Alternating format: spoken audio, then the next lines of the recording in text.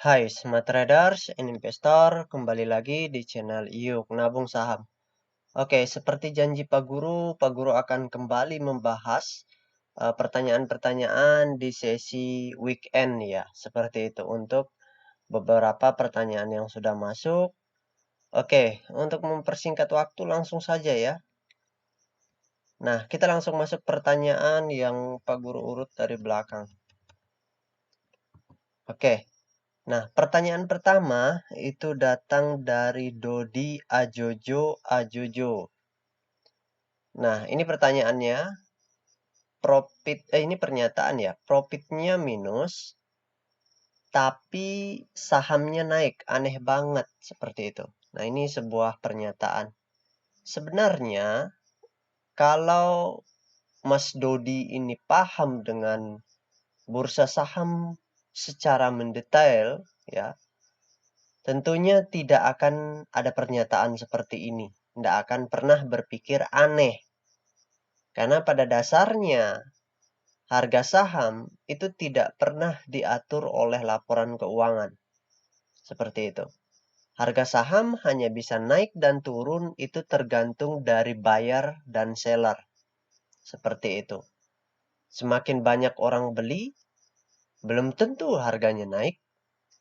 Kalau yang beli retail. Seperti itu. Tapi kalau semakin banyak orang beli, dan yang beli itu adalah investor besarnya, harga pasti akan naik seperti itu. Jadi intinya, meskipun profitnya minus, ya, perusahaan itu rugi terus. Tapi kalau investor besarnya memborong kanan, dalam hal ini memborong atau membeli di kolom over, ya, dilelang di harga tinggi pun dibeli, maka harga akan naik. Terlepas dari apapun yang terjadi dengan kondisi perusahaannya. Seperti itu. Mau dia minus, mau dia mengalami keuntungan yang besar, mendapatkan keuntungan yang besar, harganya tetap akan naik kalau memang mereka memborong kanan. Tapi kalau memborong kiri, ya, sorry, bukan memborong kiri, menjual kiri, hajar kiri ya istilahnya, haki, itu mau perusahaannya untung sebanyak apapun, dia akan turun.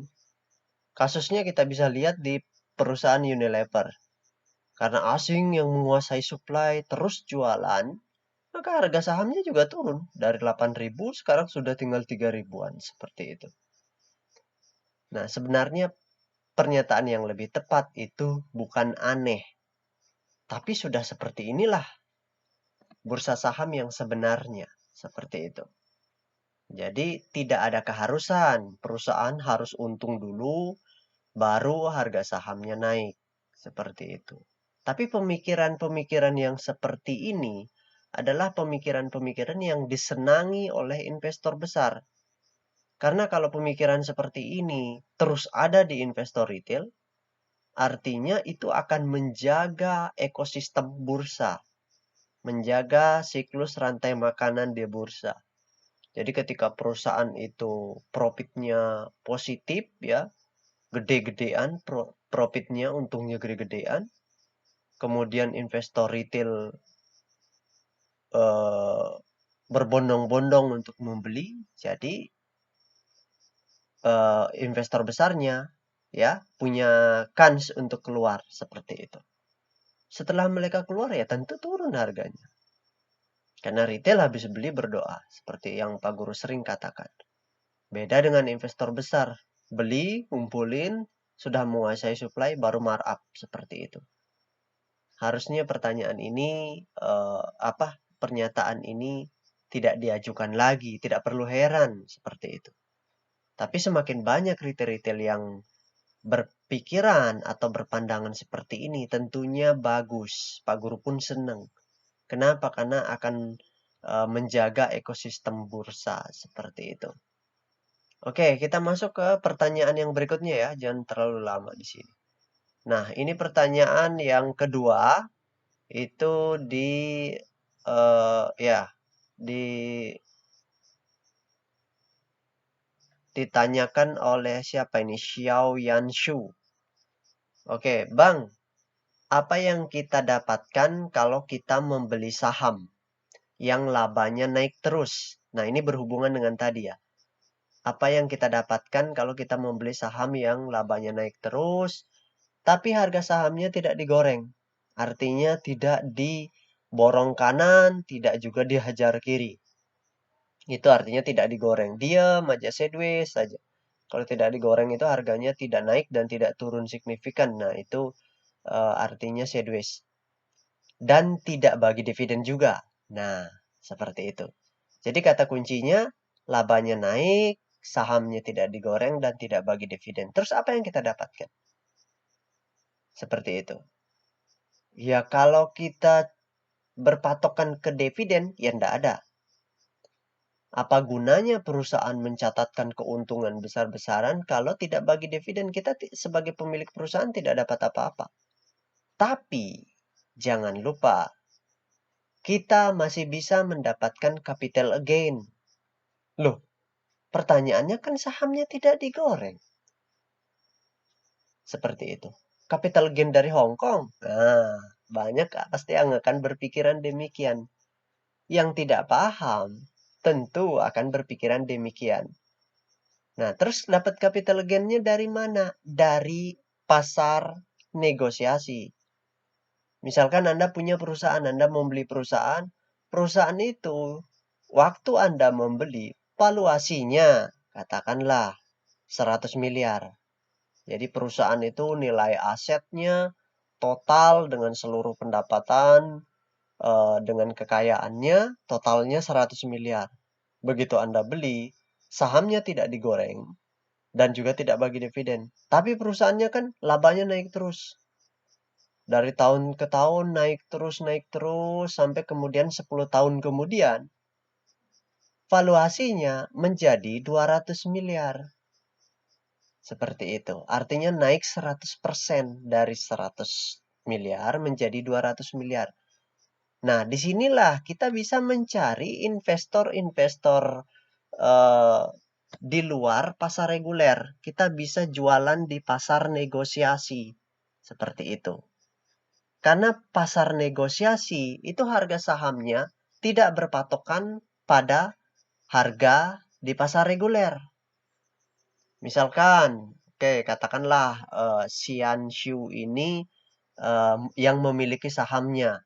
Katakanlah saham A nilainya awalnya valuasinya 100 miliar, kemudian sekarang sudah naik ke 200 miliar. Seperti itu. Nah, kemudian Pak Guru ditawari sama Xianshu ini. Mau nggak beli sahamku? Nih sekarang valuasinya sudah 200 miliar. Saya jual deh. Seperti itu. Katakanlah totalnya 1 juta lot. Seperti itu. Mau nggak? Saya tawarkan. Oh mau. Misalkan seperti itu. Dulu dia beli katakanlah di harga 100 rupiah. Sekarang saya tawarkan di harga 250 misalkan. 250. Oh nego deh. Kayak begitu. Valuasinya ini kan naik 100%. Kasih di harga 200 saja. Misalkan begitu. Oke, deal. Kemudian terjadi kesepakatan, kemudian kita transaksi di pasar negosiasi, kemudian dicatatkan di bursa. Nah, itu transaksi yang terjadi di pasar negosiasi. Harga sahamnya mungkin masih tetap 100 di pasar reguler, tapi Pak Guru berhasil Xianshu ini menjual sahamnya ke Pak Guru di harga 200. Karena valuasinya sudah naik. Nah, di situ Xianshu ini tetap mendapatkan capital gain tapi di pasar negosiasi seperti itu. Dan itu sering terjadi. Ya, seperti itu. Jadi laba itu berpengaruh kalau Anda jualan di pasar negosiasi. Seperti itu. Tapi pertanyaannya Anda bisa enggak menemukan investor yang mau membeli saham Anda di pasar negosiasi? Seperti itu. Kemudian tawar-menawar. Seperti itu. Banyak kok pembelian dan penjualan yang terjadi di pasar negosiasi yang harganya itu berbeda jauh dengan harga di pasar reguler. Seperti itu. Ya. Jadi kalau misalkan Xianshu ini paham dengan pasar saham yang ada 3 jenisnya ya, pasar negosiasi, pasar tunai, dan pasar reguler tentunya sudah mengerti. Semoga saja penjelasan Pak Guru ini membantu Mbak Siansu ini ya. Mbak kayaknya ini. Oke, seperti itu. Nah, kita lanjut ke pertanyaan ketiga. Ini sudah agak panjang. Oke. Nah, ini pertanyaan yang ketiga itu dari @the_voyage. Ini apa yang pakai Om? Ini maksudnya gimana ya? Oh, mungkin aplikasi yang Pak Guru gunakan, ya. Aplikasinya itu ada dua, aplikasi iPod Indo Premier Sekuritas, yang notabene datanya itu lengkap ya, datanya sangat lengkap. Kemudian yang kedua itu tools Detector, ya, seperti itu. Jadi ini datanya langsung di-download ke sistem Bursa Efek Indonesia ya, dari SRO Bursa seperti itu. Datanya langsung masuk ke sini, ketika Pak Guru klik ini langsung mendownload ya. Nanti otomatis ini data-data akan berubah menyesuaikan dengan data-data terbaru dari Bursa Efek Indonesia seperti itu, terutama ke SEI ya, seperti itu. Oke, mungkin bisa menjawab ya pertanyaan yang ketiga ini dari The Voyage. Kemudian yang keempat, kita masuk ke pertanyaan yang keempat. Pak, dapat aplikasi Detektornya dari mana? Ini Kavi ya? Oke, untuk Kavi itu Pak Guru mendapatkan dari gurunya Pak Guru ya. Kalau misalkan berminat, silahkan DM saja Pak Guru di channel Telegram. Silahkan di DM. Nanti Pak Guru bisa arahkan untuk mendapatkan kelasnya sekaligus toolsnya seperti itu. Semoga menjawab ya. Oke, pertanyaan yang berikutnya. Nah, ini dari Pak Hartono. Hartono ya. Pak Guru, bisa bahas saham awam. Oke, saham awam ya. Kita langsung saja kalau begitu. Nah, di sini kita ganti dulu kodenya awam. Awam, benar ya awam. Awan mungkin. Kalau awam kok enggak ada. Oh, awan ya, sorry, awan. Awan, kemudian kita enter. Nah, ini perusahaan yang baru IPO ya. Baru IPO naik sampai tertinggi di 400, kemudian sekarang ke harga 200-an. Mudah-mudahan yang penanya tidak nyangkut ya. Mas Hartono ini tidak nyangkut seperti itu. Oke, kalau perusahaan seperti ini kita lihat detailnya. Mas Hartono mungkin bisa cek underwriter-nya ngapain.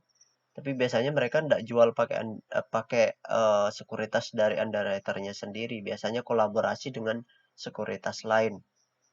Oke, kalau seperti ini sideways, kita tidak bisa bilang apakah ini sudah bagus atau tidak. Jadi kita langsung lihat aksi dari investor semi retailnya saja, terutama underwriter-nya, karena underwriter adalah investor besar pertama, seperti itu. Oke, kita cek dulu data broker summary-nya ya. Kita lihat di sini aja selama seminggu terakhir. Kita akan lihat, tunggu. Nih ya.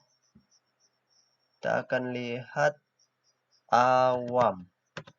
Sorry, awan. Awan kita lihat dari tanggal 9 ya ini sampai dengan tanggal 13, sorry. Kita show. Nah, kalau kita lihat di sini ini akumulasi ya. Ada akumulasi, ini transaksinya kecil ya. Tidak terlalu liquid perusahaan ini. Karena kelihatan jumlah lot yang ditransaksikan yang berpindah tangan juga jumlahnya tidak terlalu banyak seperti itu. Oke, jadi ini ada akumulasi, tapi yang jual juga adalah investor semi retailnya atau investor underwriter-nya mungkin ya, tapi nanti dicek dulu underwriter-nya apa, nanti ini didalami dulu ya, seperti itu. Bisa cek di data DPS-nya. Tapi intinya kalau dari data ini kita melihat bahwa investor yang punya barang paling banyak itu sedang mengakumulasi. Seperti itu. Ya. Oke. Dari sini kita kecilkan dulu. Nah, sekarang kita akan lihat data peta kepemilikannya. Seperti itu. Oke, langsung saja kita cek data peta kepemilikannya. Nah, ini adalah peta kepemilikan untuk saham awam 22% baru yang dicetak dalam bentuk scriptless. Jadi sisanya masih ada sekitar berapa itu? 20, berarti sekitar 78% itu masih dalam bentuk warkat atau dalam bentuk fisik seperti itu yang tidak bisa digunakan untuk hajar kiri. Jadi tidak perlu khawatir. Yang kita perhatikan adalah yang scriptless-nya saja. Karena hanya saham scriptless yang bisa digunakan untuk hajar kiri. Nah, dari 22% yang beredar di publik ini bagus. Kepemilikan investor besarnya cukup besar, 63,8%. Kemudian investor semi retailnya berkurang di sini ya. Jadi selama sebulan terakhir dari 2,7 sekarang menjadi 1,0. Nah, yang beli itu investor retail sebulan terakhir ya. Dari 33,5% sekarang menjadi 35,2%. Jadi intinya investor semi retail sebulan terakhir distribusi, tapi seminggu terakhir yang kita ketahui tadi ya, di data broker samarinya ini mereka akumulasi. Ini pertanda yang bagus. Semoga saja di fase sideways ini investor semi retailnya ya terus akumulasi atau pengendalinya terus akumulasi. Berlanjut akumulasi semakin besar, nah itu semakin bagus ya, seperti itu. Nah, jadi kalau kita lihat di sini ini masih cukup bagus ya. Seperti itu. Masih cukup masih cukup layak untuk di hold walaupun ini kepemilikan retail sudah cukup besar di sini. Tapi kan kita ketahui bahwa retail seminggu terakhir membuang barang. Kelihatan di data broker samarinya tadi ya. Nih, sini ada retail yang NI, EP ya. Ya adalah retail yang keluar dari NI dan EP. Tapi di sini juga XC ada beli. Ya retail netral lah kalau dibilang di sini. Untuk seminggu terakhir ini retail netral. Seperti itu. Ada yang beli dan ada yang jual tentunya dalam jumlah porsi yang relatif sama seperti itu. Oke, jadi itu saja untuk awam ya. Untuk awan, bukan awam, awan. Untuk perusahaan awan itu is okay, masih okay ya. Seperti itu. Semoga membantu. Nah, kita masuk ke pertanyaan berikutnya. Ini datang dari Bapak Wiryono. Wiryono, seperti itu. Pak Guru, tolong bahas saham Oasa. Terima kasih. Saham Oasa ya. Oke, kita masuk ke saham Oasa. Di sini kita ganti kodenya Oasa. Kemudian kita enter. Nah, perusahaan ini dalam 2 bulan ya. 2 bulan terakhir itu naik. Kemudian turun lagi, naik lagi. Seperti itu. Nah, kita ingin tahu apa aksi investor besarnya seminggu terakhir ini ya.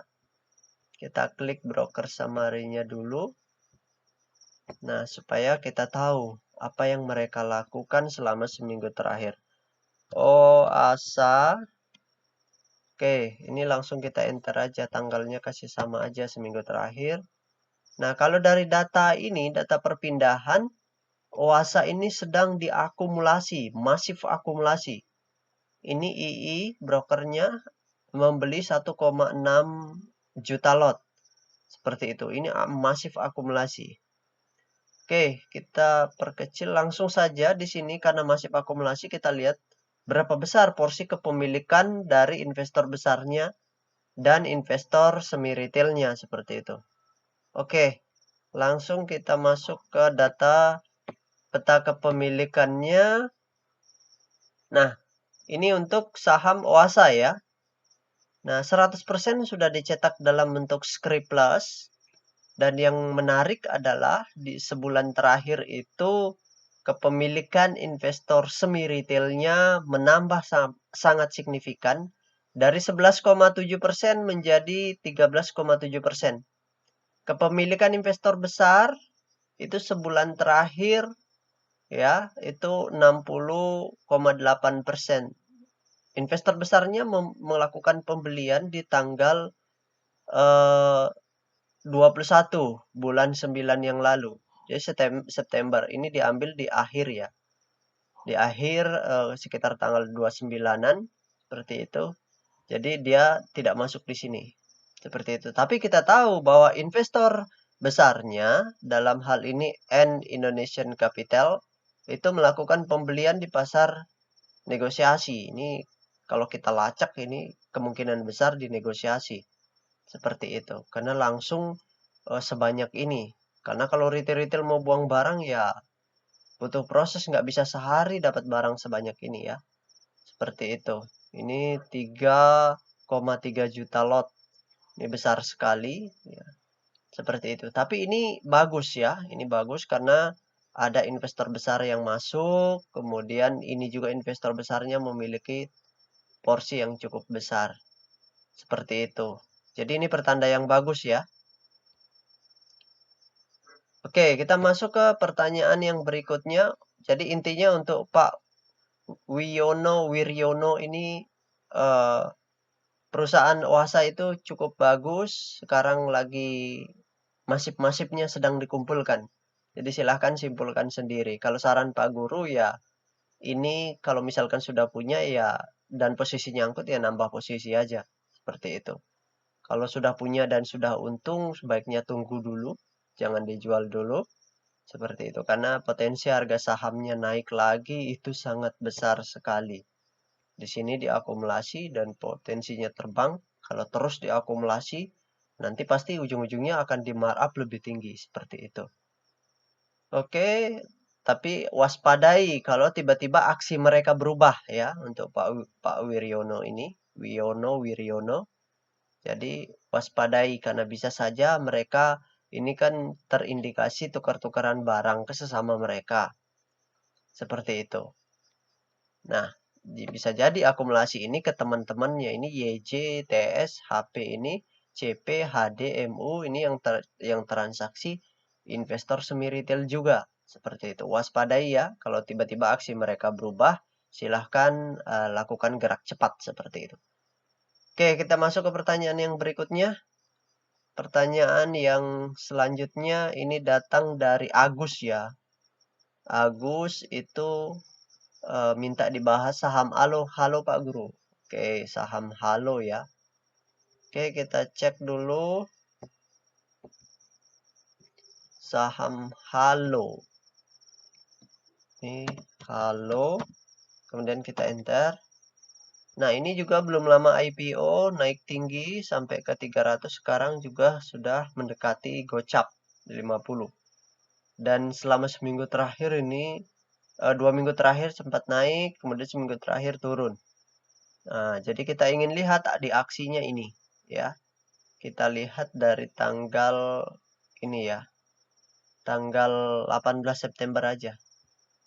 Oke, kita buka data broker summary-nya. Kita ganti di sini, tanggal berapa tadi? 20 September. 20 September. Ini aja ya, 25. Oke, dari tanggal 25 kita lihat. Oke, kita kasih maju lagi. 20, ini aja. Seperti itu. Kita show. Nah, kalau dari rentang sini ke sini ya, selama kurang lebih 2 minggu terakhir, itu aksi dari investor besarnya. Oh, tunggu. Ini masih OASA. Tunggu dulu ya. Sorry. Halo. Ini kodenya masih OASA tadi. Oke, kita no kan. Oke. Ya, ini. Nah, kalau dari kita lihat di sini, ini terjadi distribusi oleh CP. ya, distribusi oleh CP. Nanti kita lihat CP ini siapa. Ya mudah-mudahan bukan semi retailnya atau investor besarnya. Jadi kesimpulannya ini distribusi dari sini ke sini itu naik, mereka markup, habis itu distribusi lebih besar. Seperti itu. Jadi kita cek dulu data peta kepemilikannya untuk mengetahui berapa kepemilikan mereka. Kita masuk, oke. Nah, di sini ini sudah masuk ke peta kepemilikannya Halo ya. Untuk saham Halo itu 100% sudah dalam bentuk scriptless. Kemudian kepemilikan investor besarnya di sini besar ya, 80,3%. Kemudian kepemilikan investor semi retailnya, nah, di sini semi retailnya berkurang kepemilikannya, 13,6%, kemudian menjadi 13,1%. Artinya mereka jualan. Tadi kita lihat ini sudah masuk ya, kalau di data ini, mana tadi? Di data ini ya, kalau rentang waktu ini sudah masuk ke Detektor, jadi di sini kesimpulannya distribusi, makanya di sini jumlah kepemilikan investor semi retailnya berkurang. Yang beli retail, ya kita ketahui yang beli retail dari 6,1% sekarang menjadi 6,6%. Seperti itu. Tapi ada yang menarik, ini investor besarnya melakukan pembelian. Pembelian di tanggal 30 bulan 8, ini agak jauh ya, bulan 8 dengan bulan 9. Ini di bulan 9 itu di awal-awal, jadi sudah berubah, ini data terbaru, sedangkan ini data lama ya, seperti itu. Nah, ini di tanggal 9, bulan 9 tanggal 1 dan tanggal 6 itu melakukan pembelian. Nominal lotnya juga tidak terlalu banyak, yang banyak itu di tanggal 30 bulan 8 ya, 120.000 lot. Seperti itu. Nah, intinya ini bagus kalau investor besarnya melakukan pembelian kembali, berarti ada kepentingan di belakang. Seperti itu. Jadi, meskipun harganya turun, ya, di sini untuk Halo ya, untuk Mas Agus ini, meskipun harganya di sini turun, ya, dan distribusi investor semi retailnya, tapi investor besarnya ngumpulin. Nah, ini artinya ya walaupun digocap ya nggak apa-apa.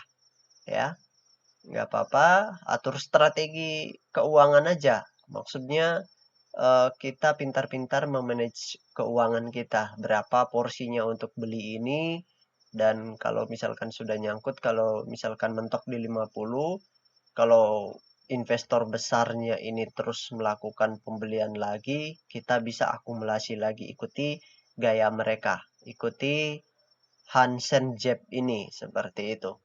Ya, mungkin itu saja. Semoga membantu untuk Agus ya. Nah, pertanyaan berikutnya datang dari MKV Delphi. MKV Delphi ya. Apakah menuju delisting saham MKNT? Untuk sebuah perusahaan delisting itu harus melalui proses pengadilan. Jadi tidak bisa ujuk-ujuk kalau misalkan perusahaannya rugi gitu, kemudian rugi terus, semakin besar ruginya, kemudian sahamnya mentok di 50, akan delisting seperti itu. Tidak seperti itu ya.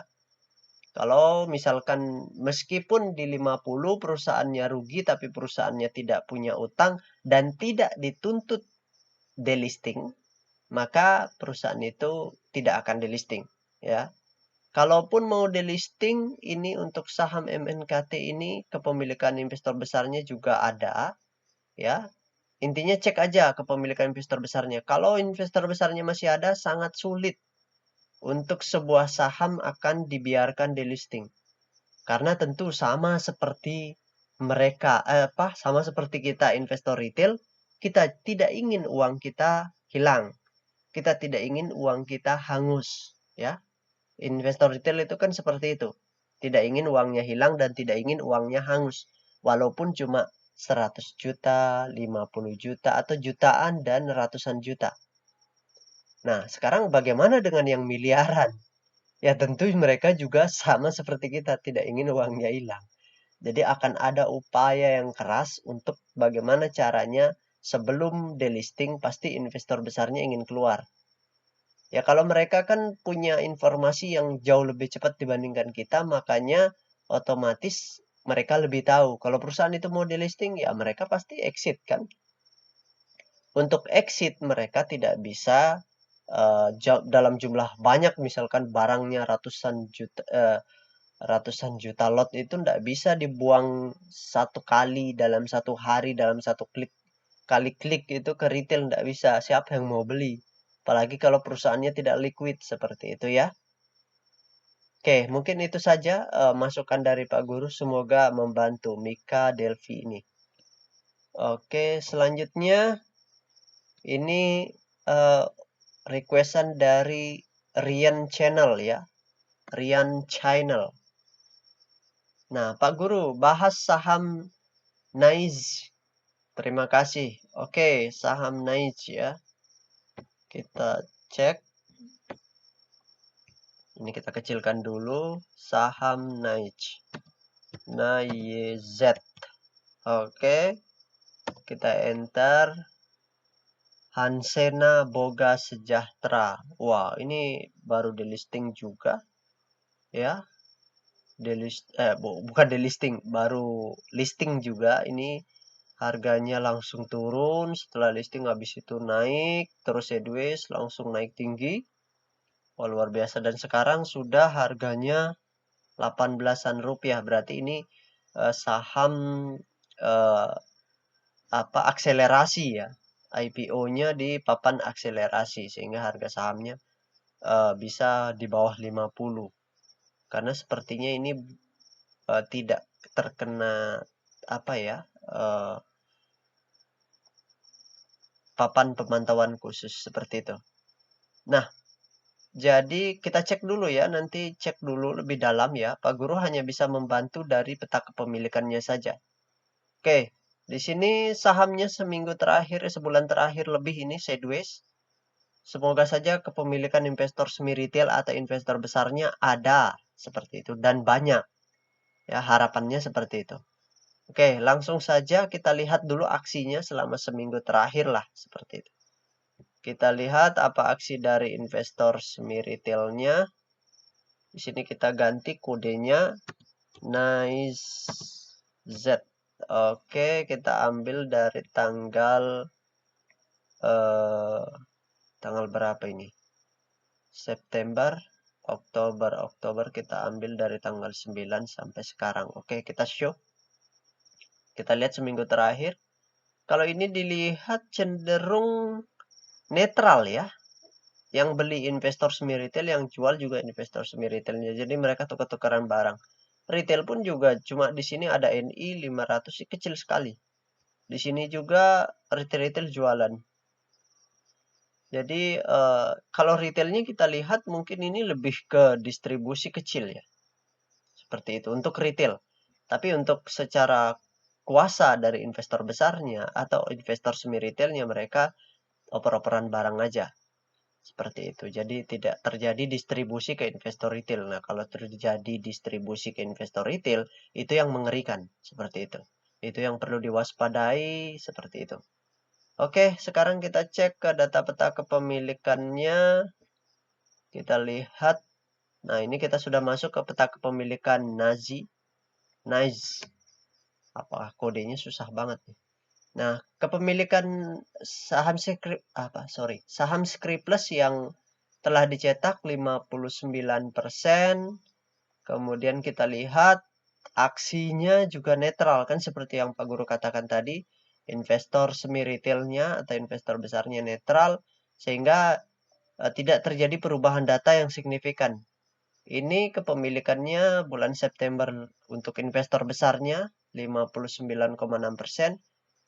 Di bulan Oktober juga 59,6%. Kepemilikan investor semi retail sama. Dalam sebulan terakhir itu 8,6%. Sama ya. Dan retail juga kecil di sini, ya. 31,8% karena ini juga tidak pure semuanya retail seperti kita. Seperti itu. Nah, kelihatan di sini ada Ahmad untuk investor besarnya ya, ada Ahmad Maklus Sadat, kemudian ada Asia Investa Majaya.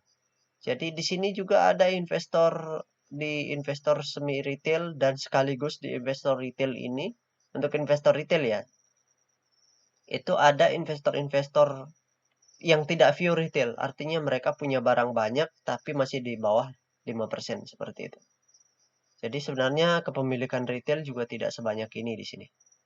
Tuh, kita cek data DPS-nya baru bisa memastikan itu lebih dalam seperti itu. Tapi yang Pak Guru lihat juga demikian.